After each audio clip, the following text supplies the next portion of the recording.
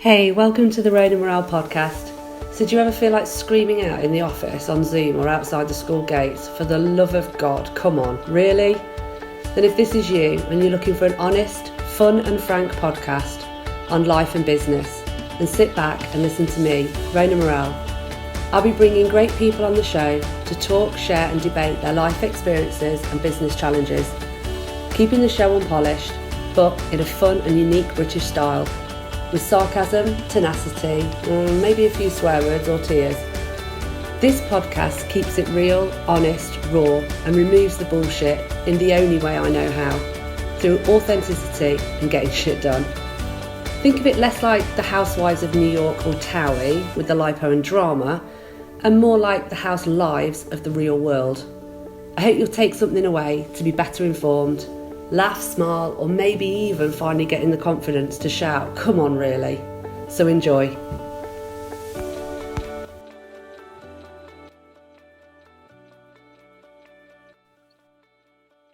Hi Ilkay, welcome to the Rhona Morrell podcast. How are you?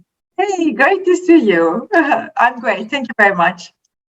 Oh, that's fantastic. And so for the listeners, I am delighted to welcome Ilkay, who is also known as my COP partner in crime. And we thought it would be really valuable just to spend the next 30, 40 minutes talking about our digest of our experience at COP27. But Ilkay is a globally recognised and highly resourceful sort of impact and investment strategist, and has worked across multinational global funds, investments, and has a really unique ability to connect dots.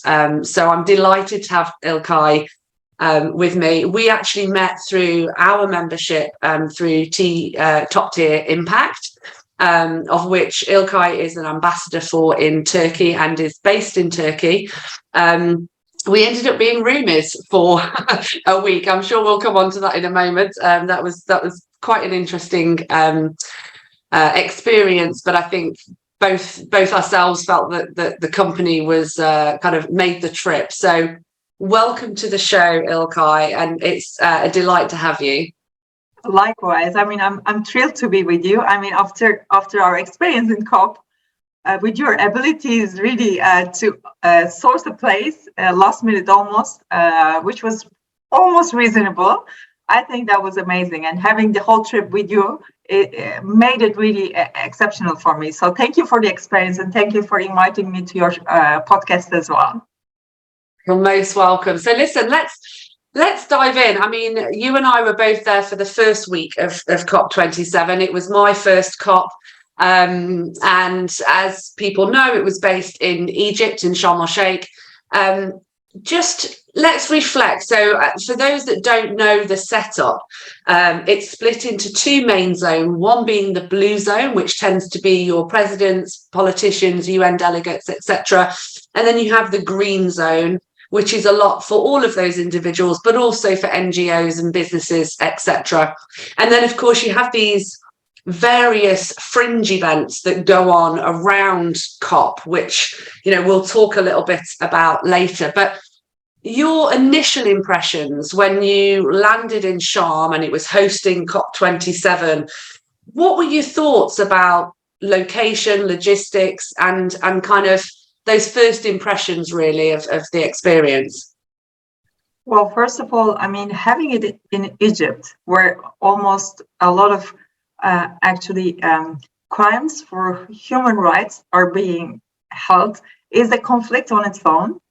And the place is a holiday resort more than anything else. So most of the places where these side events were taking place were far too apart from each other. So going from one place to the other was not logistically easy and cheap. Of course, there were the buses which we took, which helped. But overall, I think having it in Sharm el-Sheikh, which was super expensive during COP, made it difficult for some of the NGOs to go there even to start with. So in terms of, presence, I think that was from starting point was not equal to most. Because at the end of the day, it was too expensive for many people. And I know many dropped because as your friends as well, I think you're going to mention anyway, but people booked places. They were cancelled last minute, and finding something was not that easy and reasonable. So those things, I think, made it a bit difficult in terms of having the right, spread of people from different backgrounds, different viewpoints. We can discuss who were there, but that was my first impression. I thought, it should be more accessible to many people, which was not the case, in my opinion. I don't know how you find it. Yeah, no, I tend to agree. I think the free buses were quite good between the main zones, but because so much was going on outside of that, I think it was little things to me, like driving down the roads, and they kind of planted a couple of sections of green grass and they were just drowning it in water. And, they have a massive water shortage in Egypt. And yet, for me, it was play to your strengths. You are a rocky desert environment, plant succulents and rocks along the pathways, so you've kind of got this fakeness of the green world in the touristy areas, and then everything was desert. So I think, and I think the hotel situation was very frustrating. I know people who'd had accommodation cancelled, and then you saw it being put back on for sale, or being called up and saying that your fee's now 5 times the amount per night because I hear you're a delegate at COP. So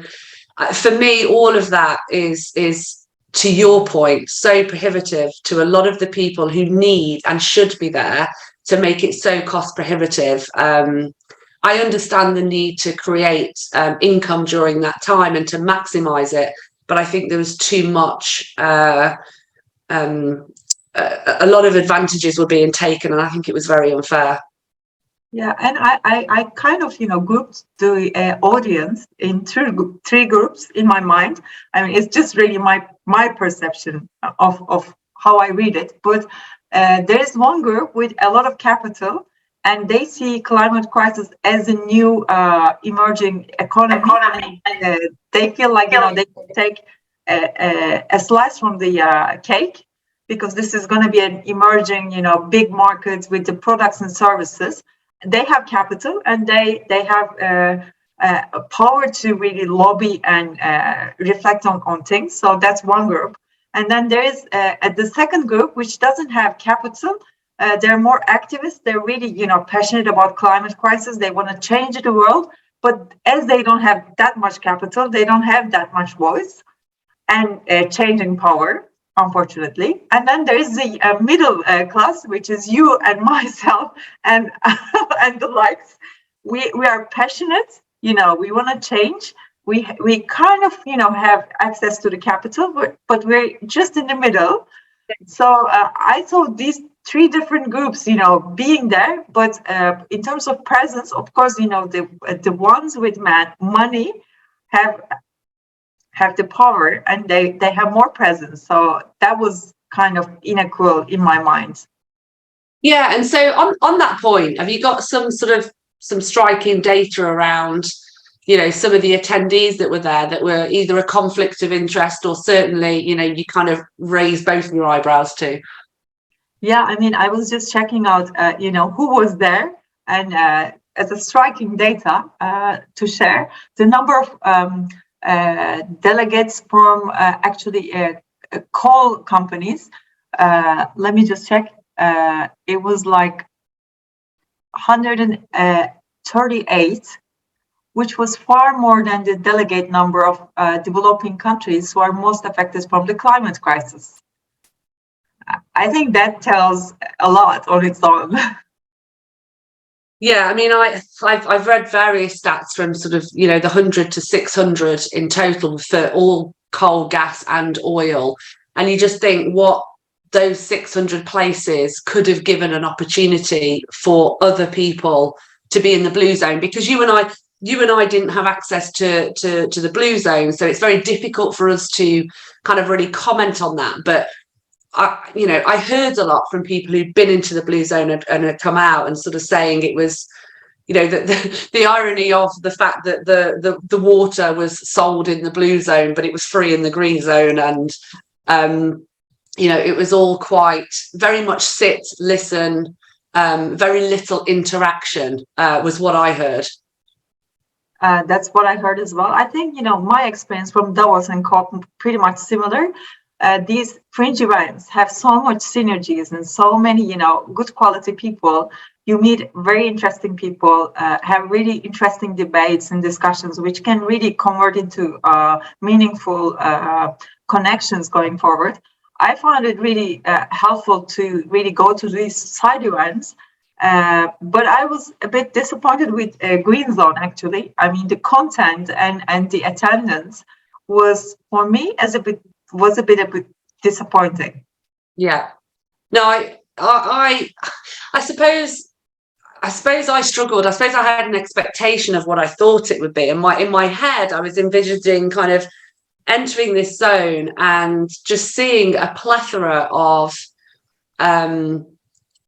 innovations and ideas that are solutions to the majority of, whether it's biodiversity loss, whether it's big tech, agriculture, all of these things. And actually, as we strolled through, there's some really unique kind of AI events going on, immersive events that were really nice. However, when we got to the sort of stands and the zones, it just felt like a trade show for business. There was loads of carbon credit trading and businesses and just lots of empty shells and space. And I felt when we'd gone, because we went through the entire, area, I didn't feel hopeful. I didn't feel excited. I wasn't able to connect the dots of solutions to problems because there just weren't any there. I totally agree with you. I mean, there were some discussions in the side ones that we attended about technology, innovation, but I didn't really see that as products or services in the green zone. I mean, very much traditional stuff going on. So we really need to talk more about, what is the next generation innovation and technologies that we need, and we need to really implement in our business models. That was, I think, lacking in the green zone. Yeah, and I think as well, to your point earlier about those with access to capital, how amazing would it be if you were, you have access to funds or capital and you're able to go into that green zone and literally fund innovations and projects and activity there and then on the spot, really create that call to action and impact, and be able to, for people who are there for the 2 weeks to leave with, some investors or a funder or a backer, an advisor. I just think it was a massive missed opportunity. I agree. I totally agree. Maybe it's worthwhile talking about the key topics that were, coming up in COP27 as well. Absolutely. I actually summed up my points in three categories. The first one being adaptation. Because there's so many crises happening. I mean, the severity and the actually frequency of crises that we're having due to climate crisis is increasing globally. And how countries will adapt to that is a critical problem. Of course, you need a lot of, logistic and operational capability and capital need as well. So that's one aspect that was really coming up in the discussions. And then, mitigation of climate crisis impacts. What are the contributions of countries? How are they going to act on this is the second part.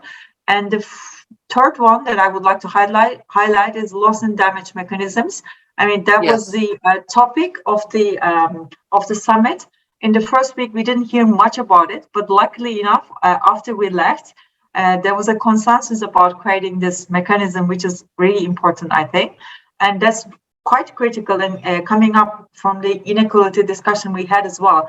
We know actually developing countries are the cause of climate crisis, but who are suffering more are usually the developing countries, and they're paying for the cost of it, like the floods we had in Pakistan this summer.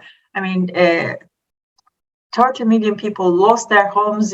There's so much capital required to rebuild, what is lost with the floods, and they don't have that money. So world has to really come up with a solution for developing countries for really how are they going to fund these, crises. Yeah. So luckily, and which is a good news. I mean, after we left COPs, there was an agreement that a loss and damage mechanism fund will be established, which is good. Of course, how it's going to work, who's going to put the money, how it's going to be allocated is a question mark.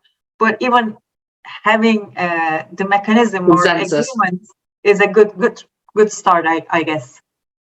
Yeah, I guess I felt a sense of achievement, that something had been agreed consensually across all parties, but it did leave me feeling a little bit, well, we're just throwing money at the after effect rather than, kind of. But then equally, how do you get 198 countries to agree on three things, just three things? Because we know from the UK, trying to leave, when with Brexit, we're trying to negotiate against 27, 28 countries.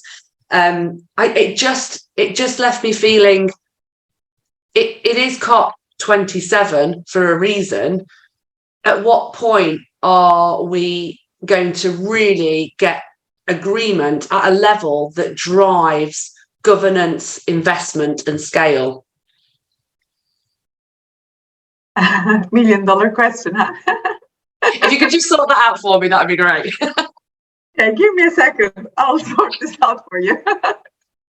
I guess it's just my impatience, in terms of these things. And we were very lucky, weren't we? One day we were sort of sat down having lunch in the innovation zone, and there was a wonderful lady next to us with her foot bandaged up, and we got chatting, and she, turns out she's the EU ambassador and negotiator for Croatia, and just spending a lunchtime with her and understanding the intricacies of her role. I mean, the fact that even being a female in that role, but how difficult it is, and the challenges of working within the UN framework. I can't even unpick and imagine how difficult it is. Yeah, and there was one striking photo which everybody talked about. You might recall, actually, the opening photo shoot from the leaders at COP, and the woman presence was so low there. And solving this issue with that picture is almost impossible, because this is such a diverse and complex issue. You need a diverse and equal, presence of leaders to really come up with a solution. One country or one gender cannot solve this. I mean, it's such a complex issue, and everything is so interdependent. We really need to act together as a world. I mean, you cannot exclude a woman out of this equation and think that you're going to solve the problem. No, and I think out of about, was it 60 or 80 delegates, I think there was 3 women in that photo, and it was a real sort of slap in the face of kind of, you can imagine the kind of meetings, and then equally for those women in that environment, how can they genuinely and uniquely be themselves in how they negotiate and do business, because they're in a very dominated kind of environment. But yeah, I mean, luckily, I think during that time there, it didn't feel that way in all the other events. There was a really great mix of male-female, from the innovation zone to the fringe events, the green zone. I didn't get that overarching, it's all, mostly men. No, I mean, in terms of presence, I didn't really feel that. But at leadership level, I think that was an issue, which was highlighted in most of the articles I read as well. But in terms of audience, yeah, I mean, we really had good mixture of people with different, nationalities, gender, age. I mean, we met so many people, young and old, with different backgrounds and experiences. That was great. And the most, exciting one for me was the extreme hangout place. I had so much, fun and hope there. I mean, when we had this event with the indigenous people, with their presence, I mean, that place had a lot of interesting discussions with indigenous people, people from actually textile industry coming up with different, materials. The discussions there were more on the innovation side, which really struck me. So that place was great in terms of experience. Yeah, and I think the innovation zone was just, it was all the Bedouin tents. It was amazing. We ended up sharing a lift with Alok Sharma, didn't we? And then I ended up having a drink with him, as you do. I think that whole event, because of the nature of the setup of it, it allowed for a very relaxed but passionate conversation about, and actually hearing stories of what people were doing, not what they were thinking of doing, but what they'd done and what they delivered. The guy with the shoes and the materials and just the sheer tenacity and just not giving up to get this shoe to a point that it could be truly sustainable. But I think one of the other big topics as well that was talked about more so end of first week into second week was also about greenwashing and clamping down on that whole topic. Exactly. I mean, that's such a big issue, isn't it? But I think with the regulations coming in, especially on the financing side, that is going to be prevented. That's my understanding. I mean, because this is so obvious now, and people are really more cautious, especially consumers. They really know if a brand is really greenwashing or not, or bluewashing or not. So I think there will be, we're going to get better. Of course, that was a big topic, and it's a global topic. Yeah, and I don't think equally, I think as much as I fully support, clamping down on it, I think what we don't want to do is, a lot of the things I hear from clients is that anxiety and fear of greenwashing. So we don't want to discourage people from acting. And a lot of people who are making claims, either through lack of knowledge or information, genuinely aren't doing it to kind of pull the wool over people's eyes. Sometimes they think, and as I learned my journey, when you think you've got a great solution, you look at 10 other opinions and you're like, oh, actually on balance, maybe it's not. So I don't want to put the fear of God into people into acting. I think that would be the main takeout for me.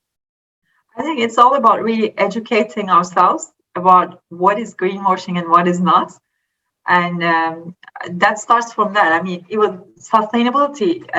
Let me talk about Turkey. I mean, I don't really want to talk about other countries, but it's such a buzzword here. Everybody adds sustainability before and after a word, and they think, the concept is sustainable.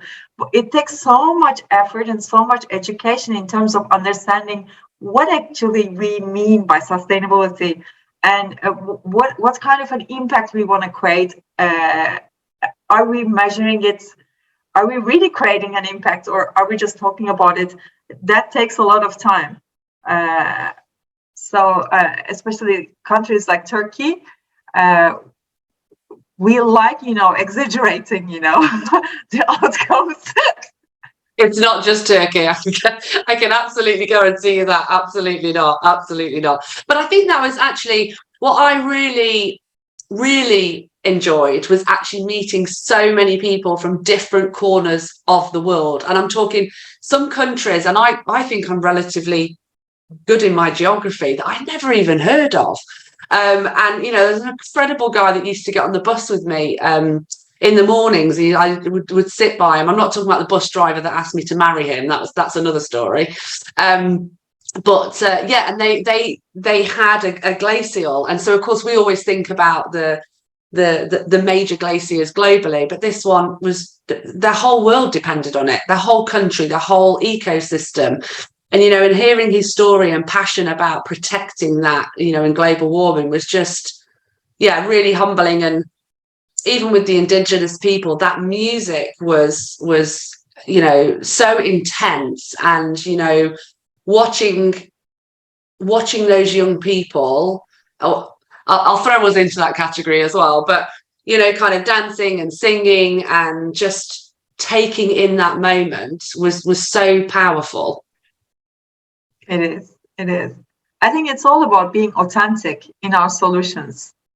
When something is authentic, I talk for myself. I mean, I immediately just get attracted to it. Really, I want to hear authentic solutions, authentic people. I mean, not every solution needs to be copy paste everywhere. I mean, we all have different dynamics in our countries, different cultures, which makes us special. But we have one problem, and it is urgent. But how we're gonna really deal with that by including all stakeholders, creating value for all people, really taking care of nature. We can be authentic about our solutions, I think. Yeah, like you say, we're all individuals with our ecosystems, our cultures, our countries, our beliefs, etc. But I totally agree with you. We've all got this one global, it's a bit like the pandemic scenario that will and does impact us all. We might joke here in the UK going, oh, our summers are getting warmer. But that's dealing with traditional cultures of not having warm summers here in England. So I think I'd love to hear what you think about, what you thought about some of the other fringe events that we went to with Hub Culture and other places like that, about some of the topics that were discussed, kind of some of the agenda items on there, and what you thought of some of those events. I think one striking thing was in the Innovation Hub, there was 1 day or 2 days full on hydrogen. That was quite interesting for me to see that, hydrogen is coming up as a big topic, especially green hydrogen, considering, the energy crisis we're going through, the supply crisis on top of, energy security problems. I think having hydrogen on the table as a solution changes the dynamics, and how quick we're going to act on it, and how quickly can it be adaptable and accessible. For me, it was an interesting topic to see. And actually, I started really looking into it more deeply after COP, which was which was a eye-opening point for me, because in Turkey we don't really talk about hydrogen that much, but seeing it there as a solution really took my attention. Yeah, and I think one of the big topics, I guess, for me on that is really about the infrastructure and storage. So I think we're quite advanced in terms of how and what we can do with hydrogen. But of course, producing hydrogen is energy intensive. So it's what's the perfect, cake mix, if you like, of energy alternatives. But even when you've got that right, we need the infrastructure and the storage capabilities that can deal with extreme heat, extreme cold. We've got countries in South Africa who, right now are having, electricity cut-offs for hours and hours on end every single day. So I think there's a big topic there. I think I would love to hear more about going forward around, even if it is, the gas, oil industries, how do we plan for a potential future of billions of assets that are no longer needed? What can we use with those assets? Could that provide the infrastructure? But again, huge topic there. But yeah, I think hydrogen was a big one.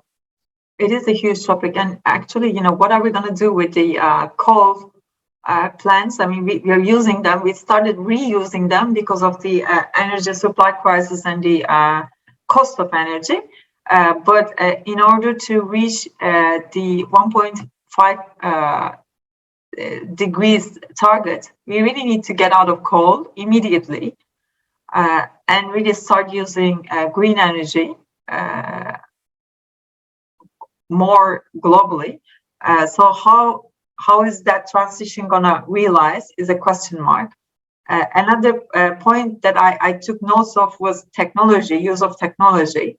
and data. Actually, big data is very important. I mean, you're as good as your data at the end of the day.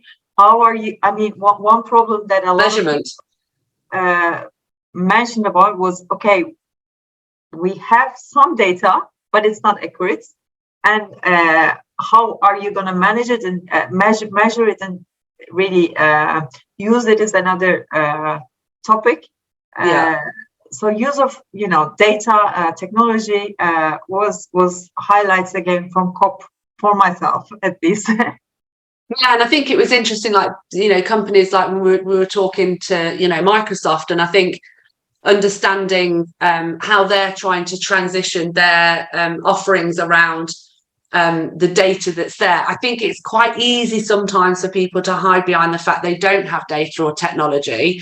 But in saying that, if you can't measure it, you don't know where you're starting and you don't know where you're going. So I think there were some really interesting topics, and I'd love to have seen more of that in the green zone, for example, when we talked about different areas, because there was a lot of talk about carbon trading, greenhouse gases, and net zero, which is all really important targets and topics to be able to measure and act on. I think we've got much better in that space.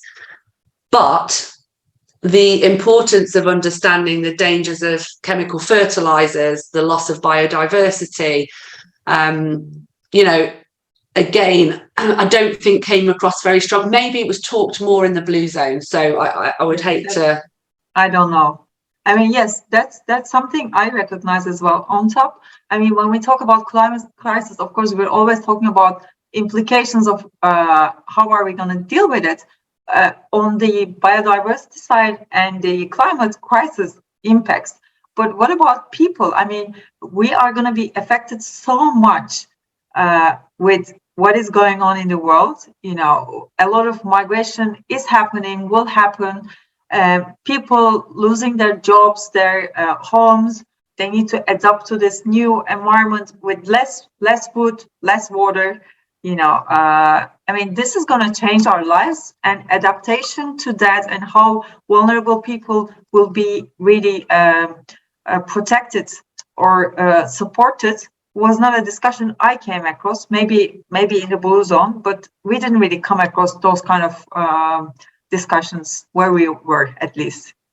Yeah, and I think one of the things I'd love to have seen as well in there would have been, one of the big rooms, big domes that could visualize what a positive world with 10 billion people in it looks like, working in unison with nature, still having business, still making money, but equal access, and maybe even how they break it down. We talk about the 17 sustainable development goals, and people are getting quite familiar with those. It varies across different country, but zoning things out in that way. So if you are a business or an investor and you're really passionate about 6, 7, and 10, you can really dive into those zones and see what opportunities are there. I know they're all interconnected, of course, but I just think that was a real miss as well. I totally agree. Shall me and you run COP next year? Well, actually, joking aside, would you go to COP again? That was a discussion we had there. I mean, considering, who we met, the discussions we had, I mean, that was great. But of course, I mean, we finance ourselves. We didn't have companies backing up our trip. So to make it more worthwhile next time, maybe, I thought about, okay, if I'm a speaker in the blue zone, that's my target. Yeah. I would go. Yes.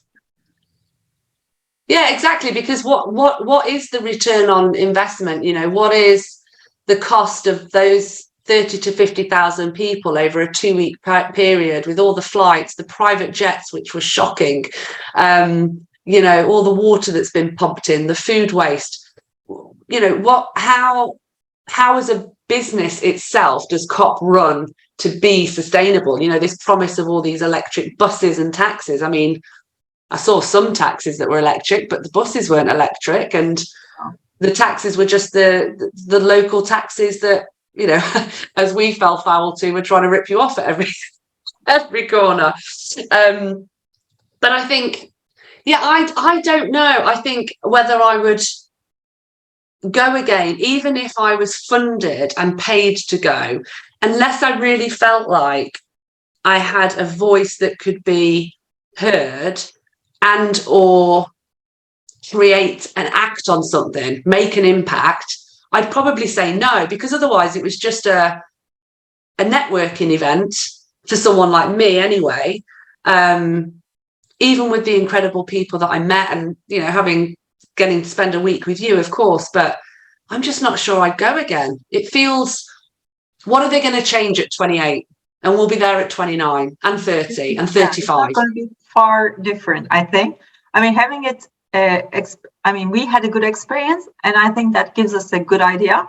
But for those who haven't been there, I think it's worthwhile going there, you know, smelling the air and understanding what actually is happening there.